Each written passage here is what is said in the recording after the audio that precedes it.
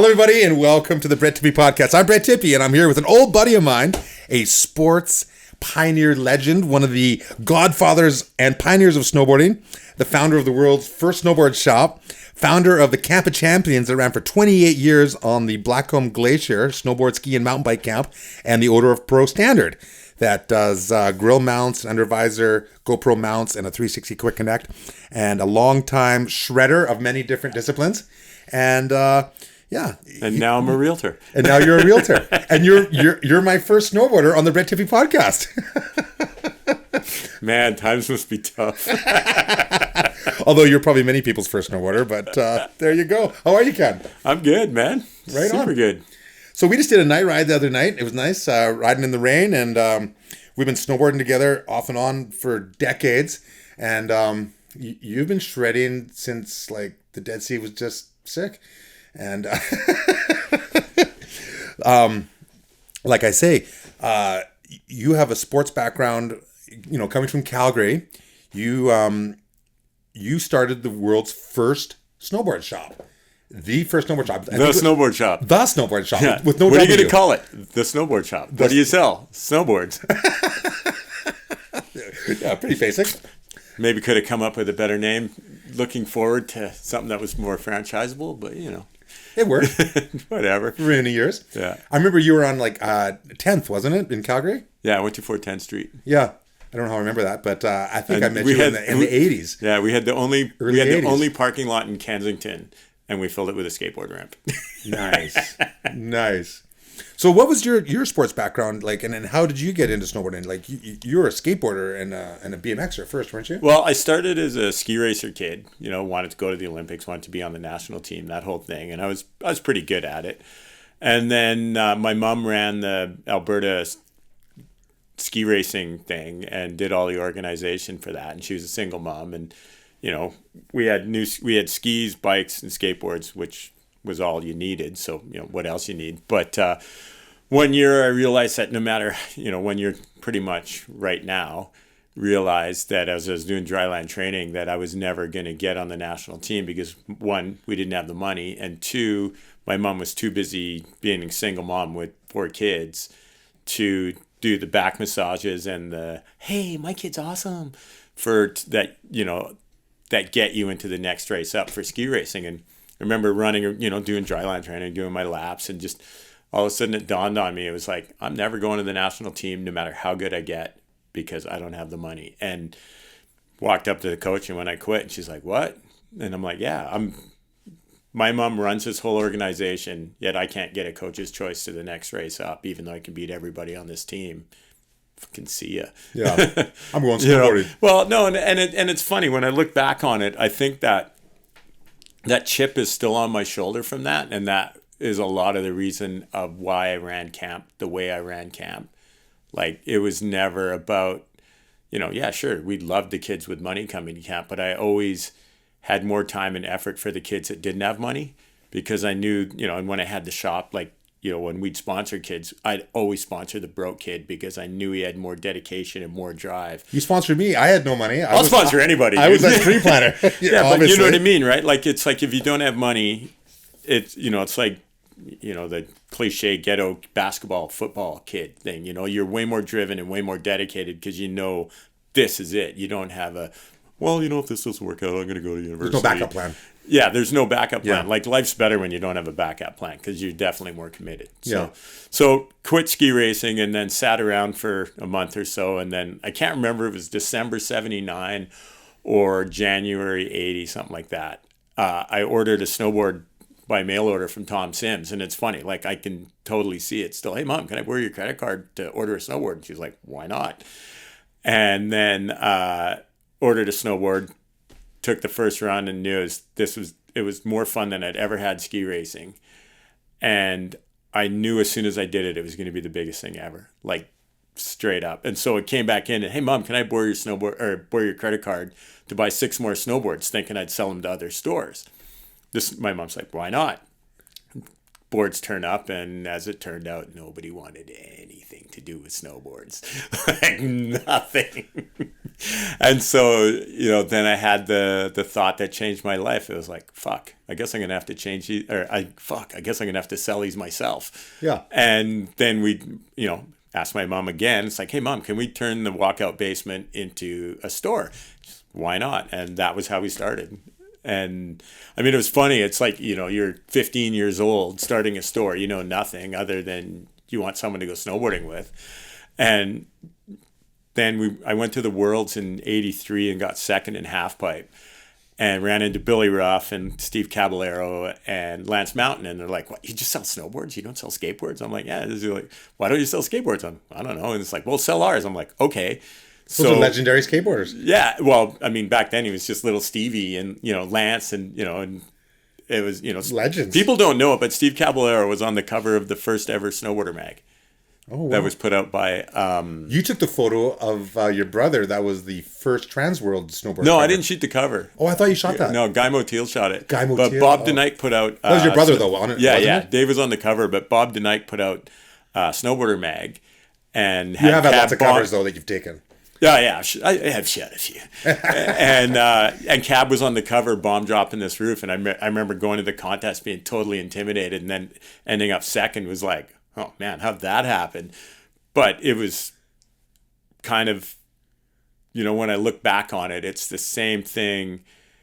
That's the reason Mark McMorris and Seb Toots and, the Simon D'Artois and all that got as good as they did. Because when I started, like the rest of the world, you had to hike. Whereas, we came from ski racing and my mom and dad were ski patrols in the 50s and 60s. So we knew all the ski area people, and I skied every single day of the winter. Like the ski resort was our daycare, and we'd come home, have dinner at 4:30, and go to the mountain till 10 o'clock at night, till your mom would flash the lights, and you pretend you couldn't see her for 2 runs, and then oh, there's my mom, right?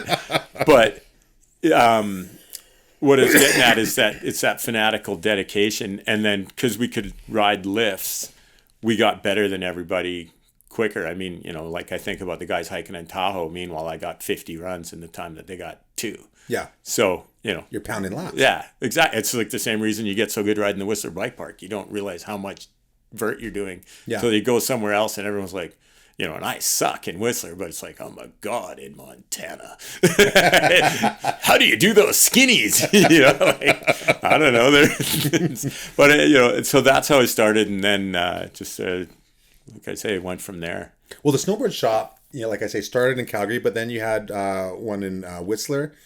Was there one in Japan? Well, we started in Whistler, then we had one in Banff, then we came out to Whistler to make a movie, Nuit de l'Église, for this French company with the whole shop posse. And me and Doug Lundgren were sitting on the chair. We went up Wizard, went up Solar, went up 7th, and every time I ride 7th at that exact spot, I always think of Doug, because I just looked over and went, dude, we've been going up for an hour. We got to live here. and that was it. And moved here, went down at the end of that day, rented the last empty shop and opened the snowboard shop Blackcomb and never really left. Yeah, that's amazing. Well, that snowboard shop was iconic. And, you were riding, you were doing some competing, but you're riding lots of powder. And, you sponsored some legends, like people that went on to become famous pro snowboarders. And then, I'm proud of the people we sponsored. I mean, like I think of all the people that were the main shop posse, and pretty much every one of them got a pro model, which is rad. Yeah, that's cool. Yeah, I mean, and it's funny. My daughter just texted me like, Jeff McFetridge has a line at Nordstrom's, and Jeff was started as our snowboard shop T-shirt and poster guy, and now if just look him up and he's God. Yeah, his art is like, he did it. It's funny. It's like the snowboard shop was the first place in Canada that you could buy Vans. You helped bring Vans into Canada. Yeah, well, one time, like I used to drive to California and go snowboarding and hang out with Evan and Chuck Barfoot. And when I was down there, I'd buy skateboards from Powell and Vision and GNS and all that. And, go buy the magazine, there weren't magazines there, but Trans World Skate and Powder and Surfer, and go hound them to run snowboard photos. And then I just went to see Vans and went in, got an appointment with Paul, and it's funny, until I read his book, I couldn't figure out why they trusted this, I don't know, 20-year-old guy or 18-year-old guy, however the hell old I was then, to, because I'm sure they had people asking to bring vans into Canada. But I think he appreciated my, when I read his book about you just do whatever you got to do to make it happen. And it was like, oh, I think he might have seen that in me. And that's why, because he's like, oh, we can't import into Canada. And I'm like, dude, I'll get him into Canada. And so they shipped us, a bunch of shoes, and I got him in, and then that cracked the thing, and then they could import him to everywhere. And it's funny when, I went into a van store the other day, and like, I'm so proud of that company. Like it's, like I like to think I had a little bit of getting them started in Canada, but when I go in that store and I just see like 15,000 pairs of shoes in there and clothes and stuff, and it's just like, oh my God, we did it. It's just like all the Nikes of the world, and just, just so proud of what they've achieved, and just my little part of it makes me proud. Like it's cool. That is cool. You were also instrumental in creating some new shapes that were definitive in snowboard design for years. You helped design the original and name the original twin tip. Yeah, Neil DeFern and I. It's you funny. And Neil DeFern, yeah. Neil DeFern. Yeah. Rest in peace. Yeah. We got our asses handed to us by Kidwell at the North Americans. And we were just like, dude, we need better snowboards. And so Neil did, I'll fully admit it, Neil did most of the designing. I came up with the name and took all the money from the snowboard shop. Like, I don't know why I've been married twice. I've got no fear of commitment. Oh, we need how much money to make all these snowboards? Okay, so basically just robbed the till at the snowboard shop. I always joke that Twin Tip's my $40,000 snowboard. But, yeah, I get them for free. The first one costs $40,000, and I get the rest for free. But, we wanted a board that you could go backwards and forwards on, you could carve on. It had camber like a ski. Like the construction of that thing was so far ahead of everybody else. It had a tapered core, it had a wet wrap torsion box, full Kevlar wet wrap. It was amazing compared to anything that was out. I think it was like a 4-year head start for everybody. I mean, I was laughing with Duck Boy because I remember when Craig's first Mystery Air came out. Craig Kelly. It was a twin tip, but they changed the shape of the nose and tail, so it wasn't so obvious. And I was laughing with Duck Boy. I'm like, dude, he goes, oh, I said that to him, and he's like, oh, there's one around. I'm like, what? He goes, oh yeah, I got one of the protos that was basically a twin tip, and then the next one. So, I mean, it's like that board changed everything. I mean, we had such a head start. I mean, that's why my brother got so good, and that's how Boyer got so good, and Shorty got so good, and Alex Warburton. It's like they actually had a snowboard that worked. It was ahead of its time. Yeah, I mean, well, it became the time. Yeah, totally. It's funny because like I look at snowboarding, and to me, it's like every board made before the twin tip looks like a dinosaur, and then every board after it, I can see the DNA of the twin tip in it. Yeah, which is pretty cool. But I've always loved inventing stuff. Like, I mean, I came up with the baseless binding, which became the EST system for Burton. I mean, Burton obviously took it way farther than I could. But, I mean, that EST system, once you ride it, it's so much better than a regular binding because there's no dead spot under your feet. And then, inventing the grill mount with Pro Standard and just, I don't know, just all kinds of fun stuff. It's like I'm never satisfied with the stuff that's there. And it's cool because I think that everything can be better. Everything can be better. And it's like, and then I look at, how Alex Warburton, just like that guy is such a genius on everything he does. Like, I'm so proud of him and all the guys from the shop that the shop hasn't been around for 25 years, yet it's the people that made it are still influencing the sport. So that's kind of rad. That's super cool. Yeah, like that makes me really happy. Bringing it back to mountain biking, because this is mainly a mountain biking show. Oh yeah, that's right. You had that too. You had a rider that rode for your shop, snowboard shop, Jamie Klassen, and he did a mountain bike called the Outland, and he had a suspension design that he eventually licensed to Santa Cruz, and it became the VPP, and it's like the V10. Yeah, it was originally called the Outland. Yeah, when it came out, that bike to me, that's the twin tip moment of mountain biking. Like, I mean, I'd ridden a bike basically my whole life. I used to ride vert, and I'm pretty sure I was the On the best. BMX. Yeah, I'm pretty sure I was the best vert BMX rider in Canada till, I don't know, 85 or 86. Like we started in 78. We'd go to bike our BMX bikes to the vert ramp and skate. And then when we got tired of skating, we basically figured out how to ride BMX bikes on vert and got to the point where, you know, you could go 10 feet out all day long. And it was, I mean, that to me, that's like an alley-oop on a BMX bike is still one of the best feelings in the universe. And so I'd ridden bikes my whole life and I'd never scared myself on a bike ever. And then I got that VPP from Jamie, and it was crazy. I think we had like number 2 or number 3. It doesn't even have a serial number. He just stamped my name in the bottom bracket, and I still have it. Like it's like Do you really? Oh, hell's yeah! Like you know. And it was like a raw. Yeah, finish? raw aluminum with stickers, and I mean, you know, my first mountain bike was a Cook Brothers, and I got that in '79 for $300 from Cycle, mad props. That's probably worth like 30 grand now. Dude, it's insane how much it worth. I have 2 of them. That's the funny part. I got the mountain bike one. That's my wife Sarah Fenton Tippie's dream bike. Yeah. Yeah. Good thing she didn't know about it before she met you.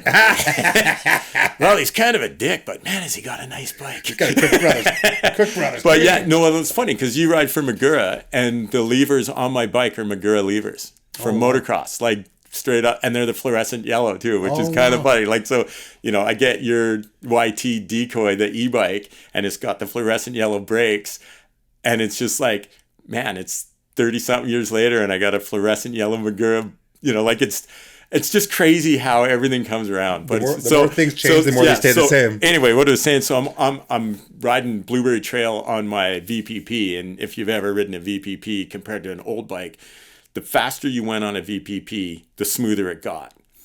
And so I'm going, I don't know, 4 times faster than I've ever gone in my life. And I don't realize how fast I'm going till I come to this technical section and I just eat shit because I'm going like way too fast for the section. And I end up in this ditch, and my wife at the time got the second bike from Jamie. So we had 2 of them. And now that we're divorced, it's twice as funny. But I pop up out of this ditch at the same time she eats shit, and she slides by me on her face just like this. And her eyes lock as I'm in the ditch looking at her, and she's just like sliding down her face. Oh my God, it was so funny. But that bike, I mean, Brian Lopes, I mean, it's why he won the world championships with it. I mean, it left every other bike in the dust. Like, it was unbelievable. Yeah. And then, you know, and he's a very smart guy. Jamie's always been a mad genius. He had a suspension system for snowboards that, I mean, he won the US Open for GS in 85 or 86. The massive board. No, like everybody was on massive boards, and he was on a 150. And he smoked everybody. And he had some massive boards too, though. Yeah, he made big boards too, but he knew that it was more about wax than the size of your board. And if you waxed right, I mean, the guy's the mad genius. Like, yeah, very. What are you doing, Jamie? Oh, I can't tell you. If I told you, I'd have to kill you. Yeah. And what is he doing now? I mean, he made a suspension that BMW bought and some other stuff. Like, I don't know. He's like the Neil DeFern that lived. It's like, I'm sure he's doing some astro crazy thing that no one understands but him. And then you're like, he'll come out and change the world. Well, Santa Cruz still has that design. They're still using that design, and like Greg Menard just won, you know, a World Cup on it this year. Yeah, I mean, there you go. It's like I say, once you ride it, you can't go back to anything else. That's what. But I got to admit, man, my YT, that bike is the best bike I've ever had in my life. Yeah, I sold. Oh my God, my last year's YT Decoy, and. Yeah, I rode the West Side Trails. Ended up in the village, and I had my bike park pass on me. And I usually ride a downhill bike in the bike park, right? And I'm like, I got my pass on me. I'll see how this thing is in the park. And that was the last time I rode my downhill bike. I mean, that thing rode better than my downhill bike in the bike park. They're amazing. So product plug done. There you go, Tippie. Yeah. Thanks, buddy. Daddy's got to get paid, yo. Well, let's talk about Camp of Champions. So the Camp of Champions ran for 28 years, and you had originally a snowboard camp. You had skiers, and eventually a mountain bike camp. You hired me as a coach back in the day. Yeah, we'll hire anybody, man. Yeah, obviously.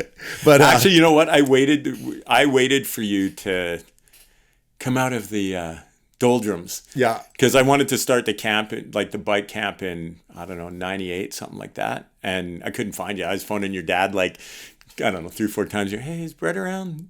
No. Yeah, haven't seen it. And then we started, then we brought in bikes.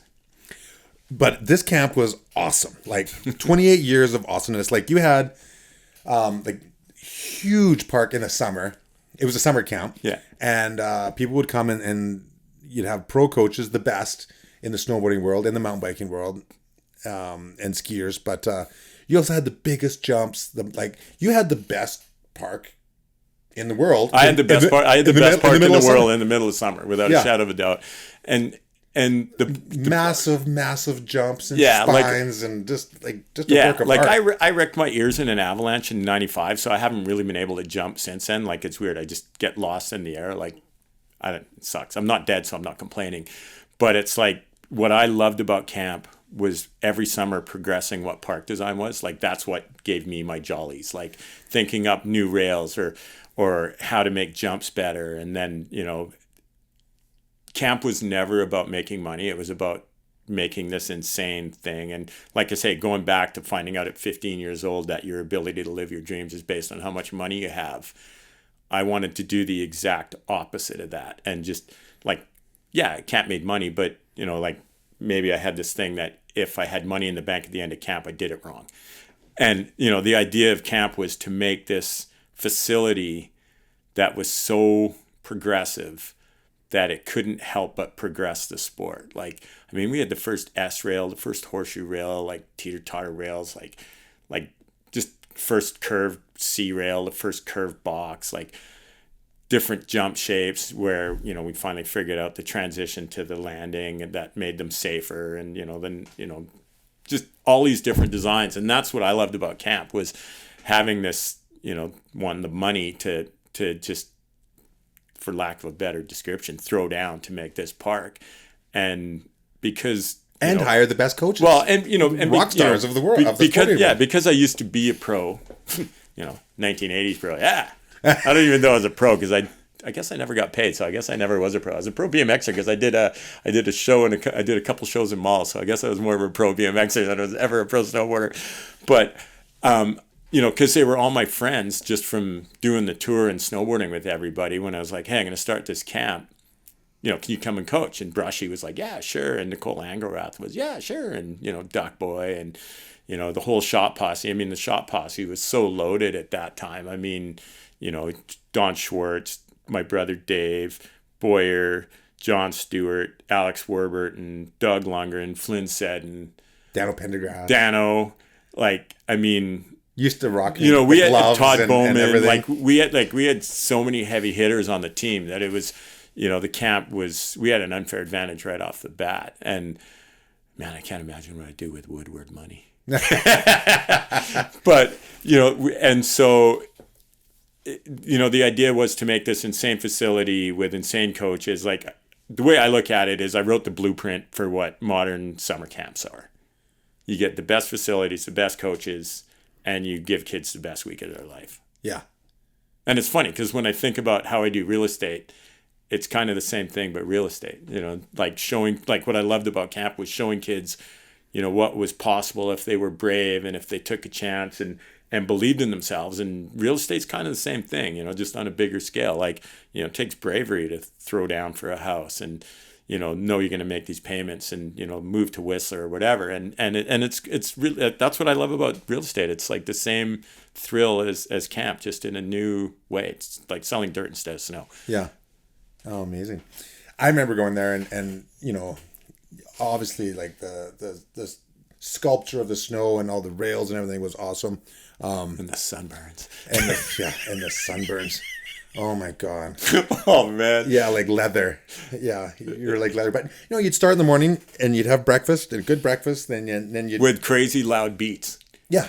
Because I had this theory that kids get told their whole life to sit down, shut up. And I wanted kids, before they were even conscious of it, it's crazy how much I actually thought about how camp could change people and how I could use camp to make that happen. And it's a lot of people hated the super loud techno first thing in the morning, but the idea behind it wasn't just to pump you up, but it was to show everybody that you can do anything here. Who has loud techno for breakfast? We do. You know what I mean? and show kids that they don't have to sit down. They don't have to be quiet. They can, you might come to camp named Jim, but you decide at camp, you're Brett Tippie, and you're Brett Tippie for the rest of, and it was how we pulled kids out of their shells. And it's only later when I had kids when I realized how much it affected how I became a parent. Yeah. And hopefully my TED Talk on that's on February 22nd. Find out on the 15th if my TED Talk's going to happen. Why not? That's exactly what it's called. Embrace why not. Yeah. Your kids, they don't even know how cool you were doing this camp back then. I bet they wish they could have gone back in time and gone up and shredded more if they were a little bit older. Oh, well, it's funny. It's like I think of Kaya and, when Your daughter. Yeah, Capri was 3 and Kaya was 5, and they'd, come up on their little Burt choppers and, they'd snowboard a bit and, just hang around. But it's Jamie Anderson took them under her wing, and, she had no idea that she's, Jamie fucking Anderson, right? She's just, my friend Jamie's taking me snowboarding. And it, to this day, she's an international rock star. It's and to this day, it's I have this love for Jamie for doing that for my kids. And that's what I loved about camp is you'd be in Wisconsin or Switzerland or Chile or Mongolia or wherever you came from. And you'd have all this vision of all the, Brett Tippie or Jamie Anderson or Mark McMorris. And then you'd come here and you'd realize they're just regular people and they're super cool. And because, so many parents talk down to their kids and belittle them. And, we'd get all these kids with, low self-esteem or social anxiety or just, all the things that kids have. And I'd get these kids and they'd be like, oh my God, this is the first time I haven't had stress in my life. Or this is the first time I've had someone believe in me. And it just kind of blew my mind, and then I think about it. And when I was a kid, I got abused by this woman every summer for, verbally, mentally, and physically abused. And that gave me low self-esteem and social anxiety. So when I started camp, instead of, being the harsh taskmaster to build a character, I was like, I'm going to do the exact opposite of that. I'm just going to give kids 3 rules. No drinking, no drugs, be in by 10. Because anything else is just having fun and being stupid. And I'm pretty good at having fun and being stupid. 3 rules. No drinking, no drugs, be in by 10. Yeah, because it's just having fun, right? And then if you let people have fun without stupid rules that are just there to show that you have power over them, the kids can be whatever they want to be and just, blossom into this amazing thing. And I think that was the secret of camp is that, all the coaches were these kids' heroes, and they wouldn't talk down to the kids, and they'd treat them like adults and talk to them like they were smart and actually listen to the kids. And for so many of the kids, it was the first time they'd ever had that. And I remember I used to get phone calls from parents after camp. I'd pick up my phone. It's like, yeah, this is Mrs. Johnson. What did you do to my kid? And I'm like, oh, is that the kid whose ankle broke, or is that the kid who blew his knee? Or, oh my God, what did I do to your kid? She goes, oh, my kid, when he went to camp, was in his shell and, wouldn't come out of his shell. And when he came back, he's a totally different kid. And I'm like, oh, okay, cool. But it was awesome. That was the magic of camp. And it's just seeing, how, I always joke that camp was the church of snowboarding, skiing, and mountain biking, because I remember when I grew up reading Action Now, to me, the magazine that doesn't get any credit for Action Now magazine. Yeah, it's that magazine created the future that we're in right now.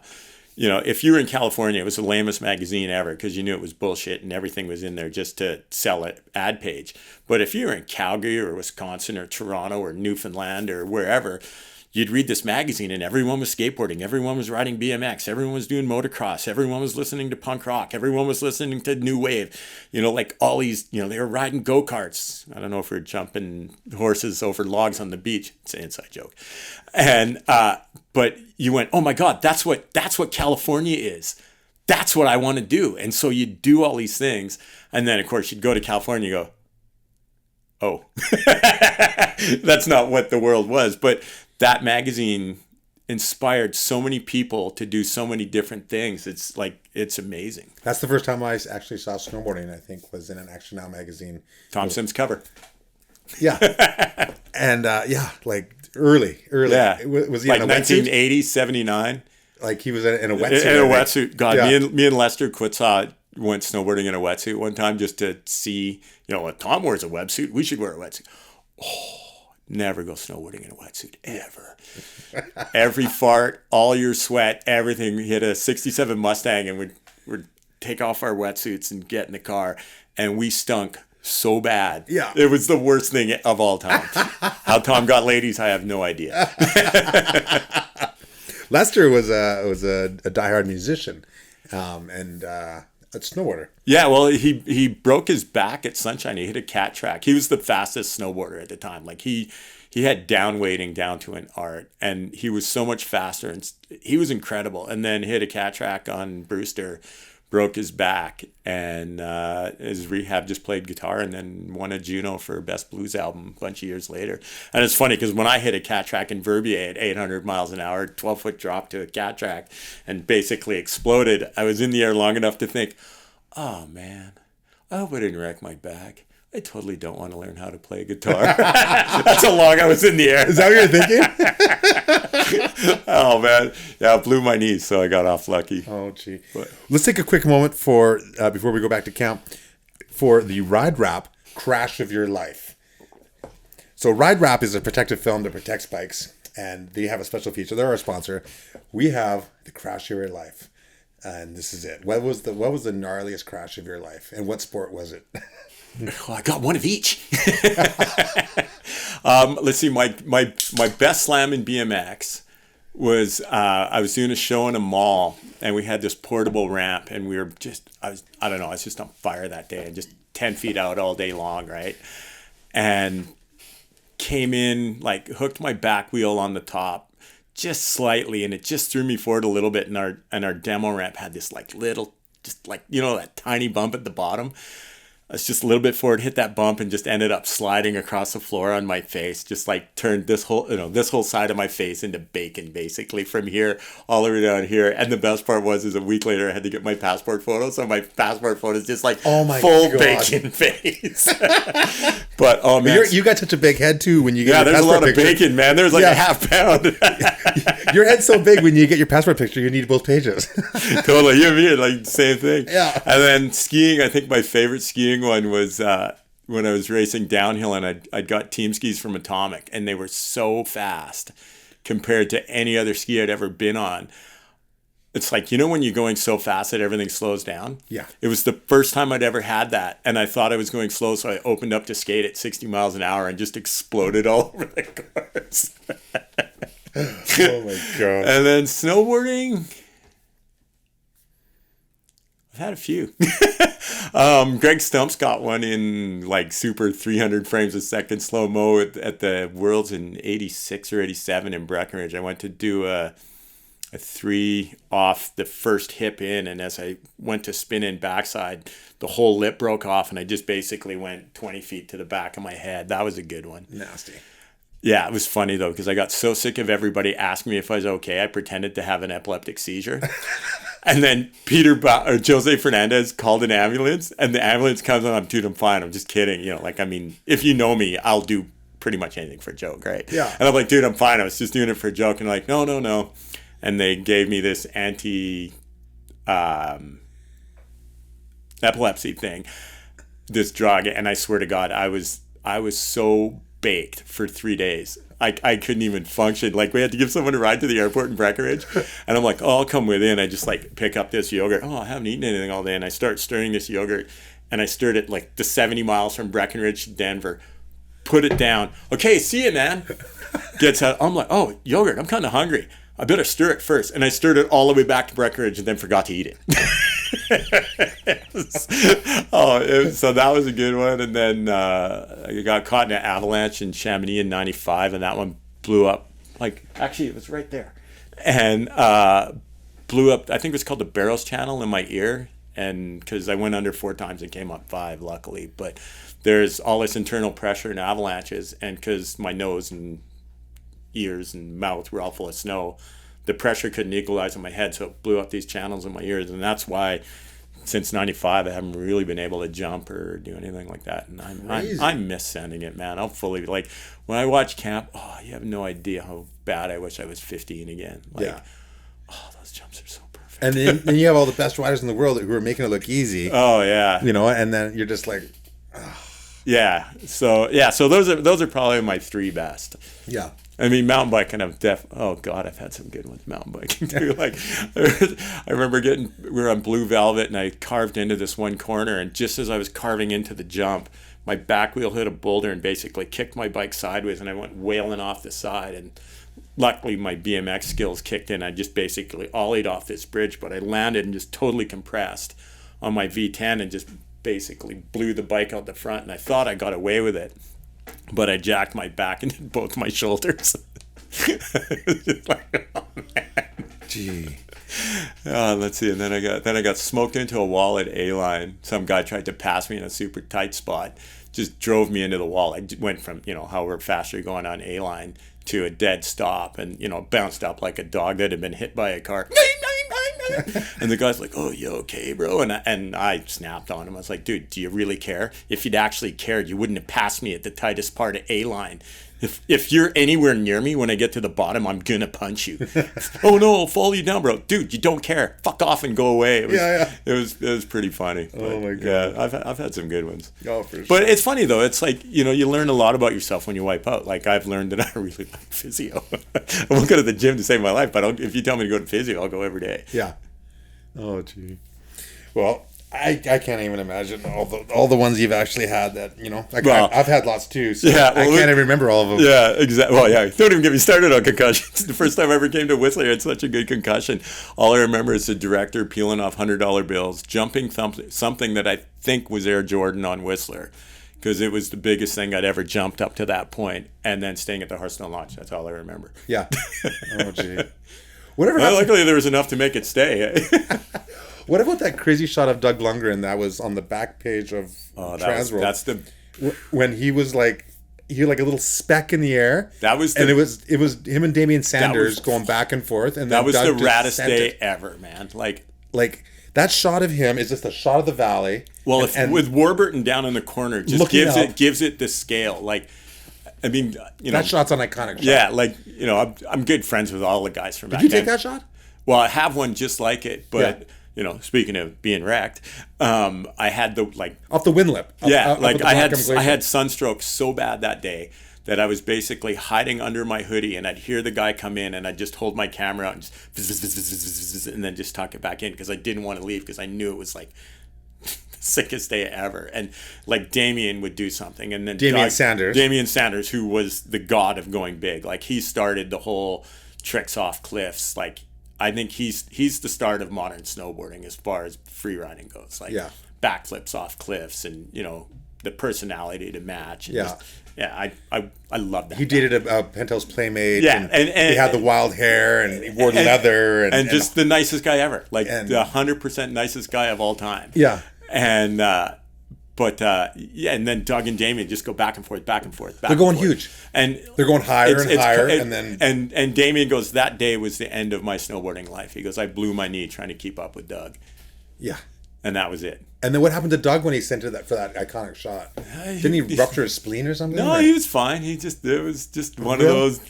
Doug Lundgren, he's made of steel, man. Yeah. He's like you, dude. Yeah, but I mean, it was crazy. Like that day, and another guy, Grant, or maybe it was the day before, our buddy Grant McDonald hit it, and I never really liked the wind lip, because to me it felt like a flat landing. So, but I was halfway up shooting photos, like halfway up the landing shooting photos, and I hear this, and this guy sends it, and he's just in the back seat from the get-go, and he's just like, no. And he'd rolled up and asked Doug, "Where you're starting from?" And he says, "At the top, but it's 10 o'clock in the morning, not 2 o'clock in the afternoon, so it's super, super crazy, icy fast." And Grant just no, into space, right? Oh no! And he just lands in this hole, and like, "Grant, are you okay?" He's like, "Yeah." And then like 45 minutes later, he finally makes it back up to the lip, and nobody says anything, and his girlfriend just looks at him and goes, "Grant, you impress me." Best ever. Oh, but yeah, no, Doug's like my brother. Like, I love that guy, man. Yeah, Doug Lundgren's awesome. Like, yeah. He does avalanche forecasting up at Big White now. And runs the bike park there. And he runs the bike park, and he built some gnarly double track or double black diamond tracks and he's the best guy ever to watch laugh.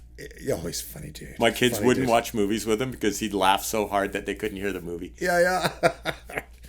Well, he made the race course. We had a BC Cup there, and super rocky and quite challenging to ride very fast. And he helped design that. And then I went and announced that race, and then we stuck around and we shot some photos the next day. And there's some steep, gnarly, checky rock things that he's pieced together into trails. Super cool. Yeah, no, Doug's insane. Like he's the smartest guy I know. Like we always joke that me and him going to trivia night is not fair to anybody else. And it's like I know the answer, but Doug knows the why and the how behind the answer. Yeah. Oh man. Let's go back to Camp of Champions because like that was some of the best summers I've ever had, and get higher standards, man. Yeah. just some of the legends there. Like, you've had riders who were Camp of Champions alumni. Like say they went to the Olympics and competed. If Camp of Champions was a country, you would have been like 8th in the medal count. Like you had so many people who podiumed and got medals. That we pretty much won for snowboarding for half pipe, big air, and slopestyle. I'd say we're probably 90% of the medals, and then people that were at one point a coach or a camper. Yeah, like at Camp of Champions, just that were part of camp. Is the easiest way to describe it. That's unbelievable. Because I mean, even when they were coaches, I mean, that was sort of one of the things that made people really want to work at camp. Was it wasn't so much. The ski style coaching where you stand at the side of, bend your knees, mach schnell. It was actually riding with the kids and showing them by example. And they had the time to work on their stuff as well. So, the kids not only got coached, they got to watch their coach go off, like their coach training. I mean, oh, wow, there's Stale Sandbeck and, Torstein and Mark and just all these legends that you're just hanging out with. Like, I mean, I still laugh about this one. One day our bus broke down and I was giving kids a ride in my pickup, and this kid gets in beside me and this Norwegian girl gets in beside him, and we're driving down the hill, and the girl is talking because she's got the Norwegian accent, and this kid goes, "Hey, what's dag bladdet mean?" And she goes, "How do you know that word? It means newspaper or something." Right? I can't remember. It's like daily something or other in Norwegian. He goes, "Oh, I got a check with that on it." And she looks over at him, and it was Mark McMorris after winning the Arctic Challenge. And he's like this little 15-year-old kid sitting next to her, and it's just like, Billy from camp turns out to be, Mark, and then Craig, and just the sheer talent was off the hook. Like it was like that's what I liked about it, was just watching everybody go off. Like it was sick. Yeah. Like, and then you expanded to skiing and had legendary skiers as well, and then the mountain bike camp was insane. Like dude, the bikes we used to build. Like, so when we started mountain bike, well, first we started ski camp because because all our friends skied. Like, because JP Martin was the one that's like, dude, we should have skiers at camp. And I'm like, why? He's like, well, because half my friends are skiers. And I laughed because half of my friends were skiers too. Yeah. Because, when you started in 1980, all your friends were skiers. Right. I know. I was the only snowboarder I knew except for one buddy. And it took and you were schizophrenic, so that you knew two of them. Yeah. And so, all our friends skied. And I mean, I was pretty stoked when Powder Magazine said that, camp actually helped save skiing, which is pretty cool. And then, Solomon filmed their 1080 movie there, never gave us any credit ever because we're just, quote, fucking snowboarders, whatever. I don't know. Skiing still likes us, but they still hate us. And then when we went to mountain biking, because, like, honestly, I was waiting for you to start mountain bike camp. Like, when you were in the wilderness, I phoned your dad and like, come on, let's do this camp. Because I knew... Because you're the bike version of me, basically, like this excited bike guy that like can't tell enough jokes, can't have enough fun, never sleeps. We're a little different on the drugs and booze thing, but whatever. Well, I'm totally sober. That's what I mean. Many years, I wasn't then. but when we started bike camp, I wanted to do like I wanted to do the same thing for biking that we did for snowboarding. And so, we got airbags, and we changed how people learn tricks in mountain bike, and we built giant mulch pits, and we built this entire jump park outside of the park in this place we called the compound. We basically took over the compound was insane. You had skateboarding ramps and it was unreal. Table tennis and foosball and giant sound system. Giant sound system. I always joked that my job at camp was like, why is this only on 6? It goes to 11. So if we put it on 9, we should be fine. Like when we bought the sound system for camp, we went to this place and I told him what we wanted to do. And he goes, okay, yeah, 2,500 watt system should be fine. I'm like, okay, perfect. I'll take 2 of them. So we had 5,000 watts on the Glacier. And it was funny because, like I say, my job was to go turn up the sound system. And it was funny because the way the Glacier was shaped and where we'd put the sound systems, they were really, really loud.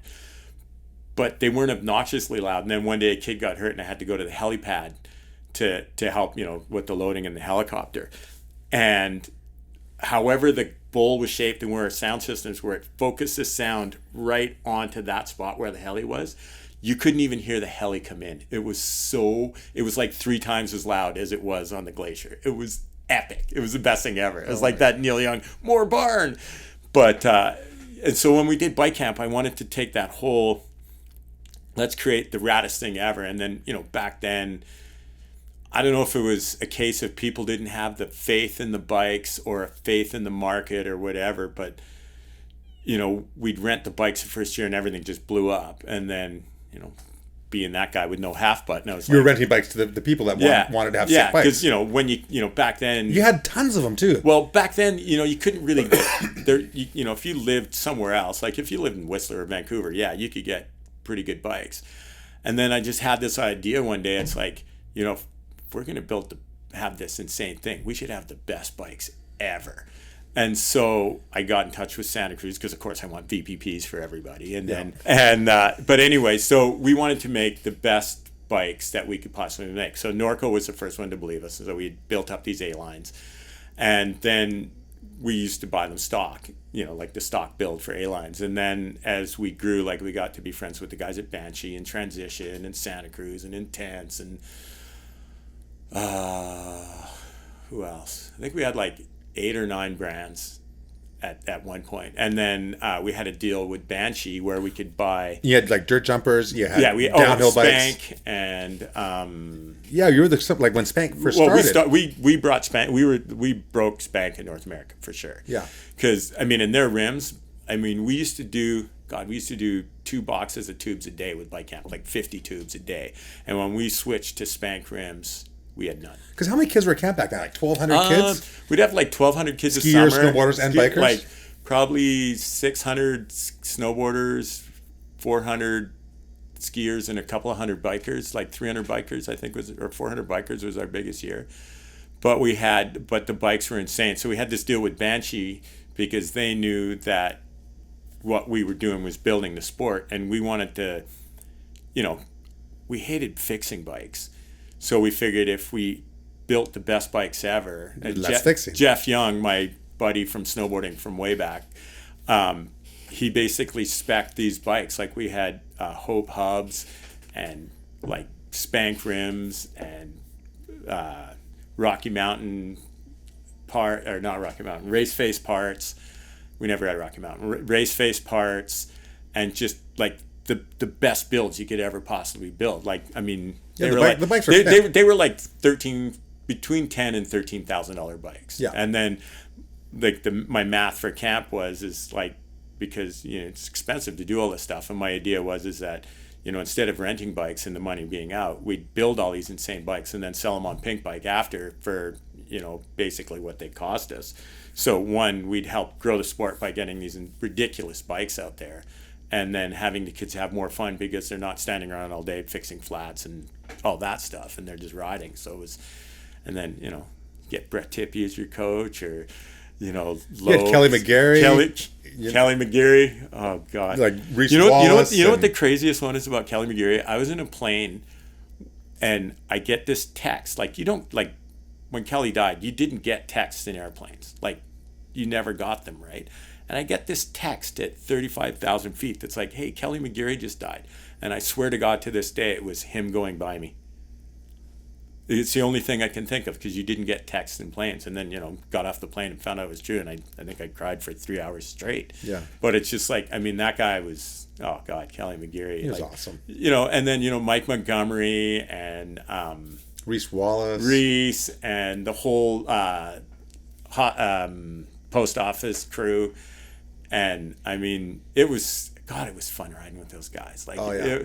And in Crankworks, I don't care. Like, I'm not competitive personally, but I'm super competitive when it comes to other stuff. And it's like, when we podiumed on Crankworks, it was, it was like, yeah. Tons of Kappa champion riders. Yeah, like, I mean, yeah, it was unreal. Like Montgomery got second, I think. Yeah, and then Kelly. 1 year, and Kelly but everybody came and rode our stuff, because our stuff was insane. So well, the compound, I remember hitting the airbag, and that's where I was doing, like, I don't know. I remember you learning backflips there. Yeah. Didn't we were learning them together? Totally. And it was really cool that you had, like, the huge booter into the airbag. Then you had the exact same spec booter. Yeah, the exact same shape booter, height, everything mulch, into mulch. And then the exact same shape booter into the dirt. Yeah. So you could just transfer it from one to the other. No, we changed. I never took it to dirt myself, but chicken. I know, it was like being upside down is weird, but yeah, no, we changed how people coach mountain biking for sure. Like, people it was a perfect transition. So good, so fast. Yeah. Like what's his name? Lacondege. Yeah, he came Andrea. to camp and basically won Crankworks. Like, he came all summer. I remember just hooking him up. He won the slopestyle. And won the slopestyle. And who else was it? The post office. Cam McCall? No, not Cam. He had the most tricks, like hands, like what's his name? Oh. He was friends with Andrew Taylor. Oh, Paul Bass. No. Brain turned off. Anyway, he rode for Haro, I think. Blonde stocky guy. Yeah, you know who I mean. Yeah. But yeah, like, same thing. Like, he got so good. Like, and it was fun. Like, I was posting up videos every day, and every day was like a new trick that had never been done before, and things like that. And it was so fun pushing mountain biking forward. Like, it was man. I rode every day, good breakfast in the morning, and rode every day with these kids. And, then you go back at the end of the day after riding the bike park all day, and you'd either go to the pump track or the dirt jumps or the compound, and they're all fun. Yeah. And then if you just want to take a break, like there was refreshments there, and then you had your little shop with an ice cream parlor. And it was called the 610 because it was almost as good as 7-Eleven. That's right. You actually got me good. You got me with the, hey, what's on your shoulder? What happened? And I was like, huh? Boom. You flicked my nose. I was like, oh, that's good. And then you were like, hey, do you want ice cream cone? And I'm like, oh, sure. And I go, oh, you have my favorite, the chocolate chip mint. And you're like, oh, yeah, hit him up with one. And so you got me one, and then you got one, and then we're walking away, and you're like, the chocolate chip mint smells like weed, right? And I'm like, what? And you pushed it into my face, and I got like ice cream up both nostrils and like all over my face, and I was like, that was well played. That was well done. I'm gonna pass that forward, and I have. It was so good. But I just remember like the rockin' tunes, and you could like take a break from like hitting the jumps and hitting the pump track and hitting everything, and go play some like ping pong or. Well, and then we had the launcher, that thing we invented that was like a big electric motor that pulled you on a track for snowboarding and skiing. You just basically punched in the speed you wanted to hit the lip at, and it'd start you at 0 and pull you up to that speed, and then whip you into this jump, and you could land in an airbag. And the idea was that you could hit it every 10 seconds. So you could launch someone into this thing faster than the person could actually get out of it. And the idea was that, like, we were going to the water ramps at the time, which was an $800,000 facility. And you spent your whole time hiking up, getting wet, getting cold, getting tired.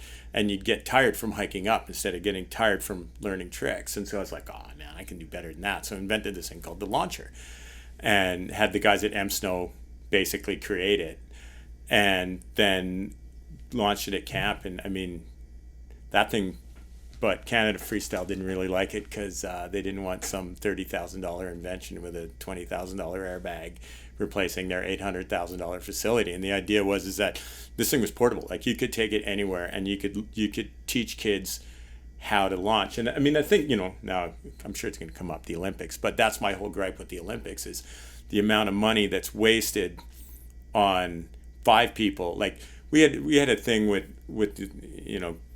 we said to them, like, okay, you can come, your A team can come to camp for free. They go, oh, we've got 50 grand to spend. I'm like, okay, well, you could send this many. Oh no, that's for the 5 people. I'm like, well, for 50 grand, you could actually have, 500 kids come to camp, right? And I'll let your pro team come for free. And they're like, no, it's all about those guys. I'm like, okay, whatever. Huh. Just things like that. And it's like, it just goes back to that ski racing thing. Oh, if you're rich, you win. Yeah. Or rich meaning. Although, you know what? They say you never see a U-Haul behind a hearse. That's right. Yeah. So how many kids did you have at the most? Like 1,200, you said? I think we'd be like between 1,200 and 1,300 a summer. And when did it start declining? Like the iPhone started getting probably popular? Like 2013. Did the iPhone kill? iPhone killed camp, 100%. Yeah. I mean, global warming was the nail in the coffin. Well, because the glacier melted, when you don't have a glacier, you can't really, what was going to be the last year, or well, it wasn't going to be the last year, but the last year, like I think it was 2017, where we basically closed June 1st when the mountain told us that we had to build a park that was half the size of the one the year before. That to me was embarrassing as it was. So I was just like, kids are paying a fortune to come to camp. They're paying a fortune to get here. I can't, on my conscience, sell somebody, oh, it's going to be the best park ever, and then they get here and it's like half as big as it used to be. Well, not even half as big, like half as good. Yeah. It's not so much as, I mean, it was great having the biggest park ever, but it was more having the best park ever that mattered to me. And if I couldn't make the best park ever, I didn't want to do it. And I owed it to the kids to close. It's like, here's your money back. You're good, man. And then, but the years before that, it's like, I'd say probably 2013, the melt started getting bad. And then just the kids, like it was getting harder and harder to get kids and I didn't click on it at the time, but it was like, looking back on it, it was the start of phones. Like kids didn't go outside anymore. Like they played video games, and who wants to go snowboarding? That's hard. Who wants to go biking? That's hard. Only the hardcores are out there sweaty, doing it. So I think the combo of global warming and iPhones killed the camp. So you. But having said that, we did have a super rad Camp of Champions app made by Narshmallow, where you could play Narshmallow. I don't know. Look it up. It still works, but you could ski and snowboard. Free ski, free snowboard, and ride the park on skis or snowboards. It was awesome. Well, I remember you did a cool thing too. You hired me and Andrew Baker to GoPro every run at the Whistler Bike Park. Yeah, top to bottom. Yeah, and in more than one angle. Like it was like you up front and Baker behind you, so you could watch. The idea was that we had the map of the bike park, and then we had basically touch points on the map where you could, oh, I'm here. Okay, what's this run like before you rolled in? Because, I mean, back then the park it's been smoothed out a lot these days, but there was a lot of man-eaters in the park back then. And the idea was that by having you guys do it, you had a camera facing forward and facing back, and Baker had one facing forward, so you could basically ride the bike park as a rider, following somebody from behind, or watching someone from the front. So you could basically ride the park. Experience it. Without actually going there. And we did every single run of the bike park. And it was so funny because Whistler Blackcomb got so bitter at us. Like, so bitter at us for doing it. And I was just like, well, I mean, you didn't do it. And we did. Yeah. So, Camp of Champions was an amazing legacy. And our Crankworks parties were the best. Yeah, oh my God. Super rock star. 28 years, man. 28 years of it. So I could have killed somebody twice and gone to jail and been out. So after Camp of Champions, you've created some cool things. You started Pro Standard, which is like the grill mount, the under the visor. Show us your product. So what the idea was is that coming from snowboarding and biking and all that stuff, I hated the Teletubby look. Like I just couldn't stand it.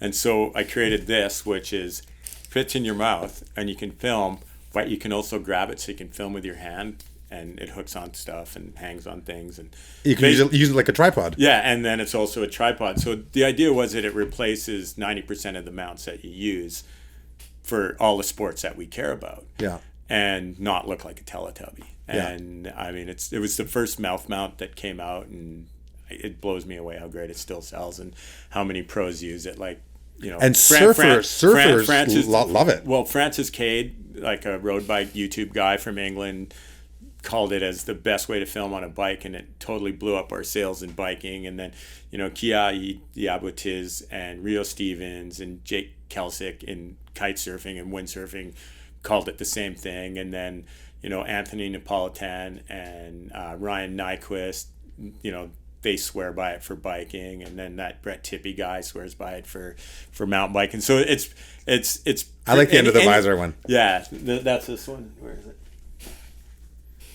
This one here. So it basically puts the camera right under the visor. Right under the visor. So when you look at the footage, it looks exactly like what you remember. And because it's right where your eyes are, it doesn't. It's crazy how much a difference having it on top of your head makes. It's like you're just floating along up there. Well, not that it's floating along, but it's got more movement this way and more movement this way. Whereas this in the center, it's closer to the center of your balance, so it's a lot smoother. Yeah, and a lot better. And then we make I didn't bring any, but a thing called 360 Quick Connect, which is a system because, you know, I mean, taking this off in a rush and switching mounts is a total pain in the ass. So I came up with a system that's a lever and switch, so you can just basically flick this lever, take the camera off, and put it on another mount just like this, and then lock it shut. Dang. And it's funny, like that one, I call it that. It's like our Hollywood series, because unless you use a bunch of cameras, you don't really have a use for it. But Below Deck Mediterranean and Below Deck Australia uses them in their production, and their production team's just like, oh my God, this is the best thing ever of all time. And like, how did I exist without this? So it's kind of rad. Like, I like that one as well for the, you know, people that aren't in our industry getting stoked on it. So if you watch Below Deck Mediterranean, look for our little orange nubs. Okay. So apparently they stick around. Yeah. They stick out. And then just doing real estate and. You're doing real estate now. Yeah. You're selling real estate here in Whistler. Whistler. Volkers and Whistler. If people want to find ProStandard, what's your website? ProStandard.com? ProStandard.com. Yeah. Okay. Perfect. Or just on Amazon around the world. Yeah. Cool. So you're you know, selling real estate. You're doing ProStandard. You know, you're riding POW still. You're riding bikes. That's all I actually want, right? Like, it's amazing how hard you'll work to not work. Yeah. Yeah, right? You know, like you and me are so the same, right? Like, you're working 80 hours a week to avoid working 40. Yeah. We're super good at math. 11 out of 10 guys say it's great. Yeah, right. But yeah, no, it's just you know, it's funny. It's like I look back on 40 years of snowboarding, and it's just like, you know, all I did was embrace why not and go snowboarding. You know, it's like it's amazing. You know, like I'm working on this TED Talk that hopefully I'm giving in February, and the idea of it is that, you know, all these people tell you to find your why and you'll be rich, find your why and you'll be happy, find your why and you'll be successful. And then when I look at all my friends, I'm just like, that's bullshit. You can't find something that you don't know what it is, where to look for it, or what you like or what you don't like. All you can do is do things, just explore things, try things, embrace why not, and let your why find you, because it always will.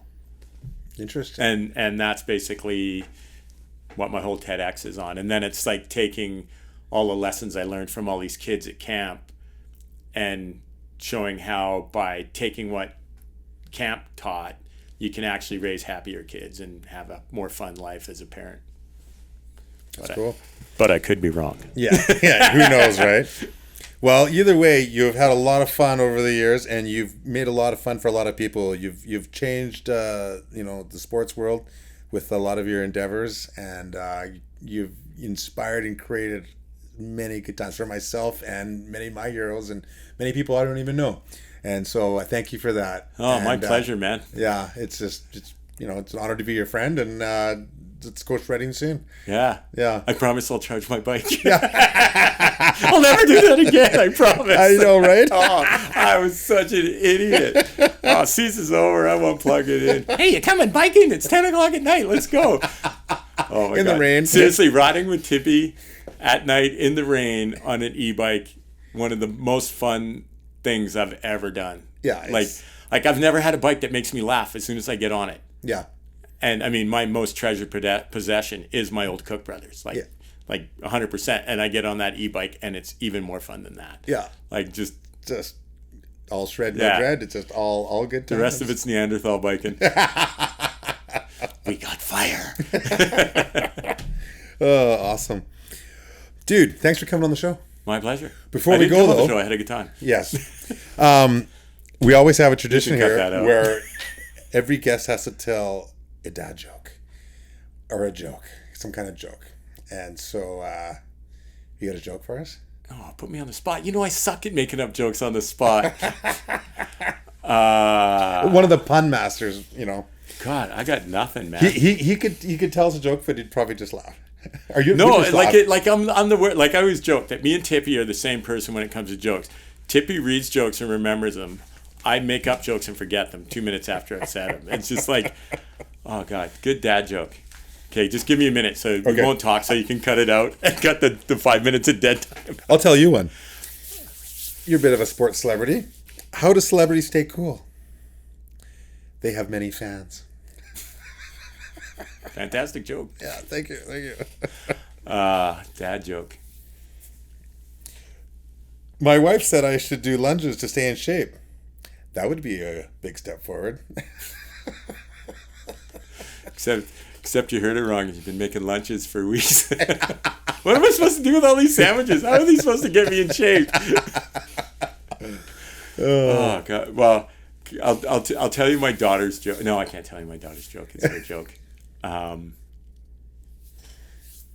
Dude, put me on the spot. I'm horrible at thinking of jokes. I gave you a warning 2 hours ago. I'm only good at making up stuff off what other people say. Yeah. Thank you. Good night. This is we can edit this out right now, but this is a good one, and it suits your personality. My boss told me to have a good day, so I went home. You can tell me that one. No, that's your joke. Pass him your sheet. Ask what? Pass him your sheet or pull out your phone. I've been reading this sheet all night. Oh God, I'm the worst. I got nothing. No, just go for that one. That one. My boss. Okay, this is my favorite Brett Tippie joke. Oh, and my kid's favorite Brett Tippie joke. You're going to pull back a Brett Tippie joke? I'm going to give Brett Tippie a Brett Tippie joke. Oh, my God. And my kids, seriously, like, every time Brett comes over to the house, like, tell a joke. Except they don't sound like that now because they're 16. But it's like, so one time I'm driving up from Vancouver in my truck, and it's raining. And I'm at Horseshoe Bay, and I see this guy at the side of the road with a giant backpack. And I feel so bad for him. I don't usually pick up hitchhikers, but I'm like, I got to pick this guy up. I feel too bad. So I stop, and the guy picks up his backpack and opens the back of my truck, and it's like this giant backpack in the back of my truck, and I'm like, man, okay. And the guy gets in, and we start driving, and I'm like, you know that wet cigarette smoking hitchhiker smell that just makes you want to barf as soon as you get in your car, and I'm like, man, that was where are you heading? And he's like, none of your anywhere, and I'm like, oh, okay. And I'm like, man, there's a giant backpack. What was in it? He's like, none of your goddamn business. And I'm just like. So I've got this like super weird vibe. So I'm just like, to hell with this. And I just pull over, kick the guy out, and speed off. And then I get back to Whistler, and I'm like, oh my God, man, I still have his backpack in the back of my truck. What was in the backpack? None of your goddamn business.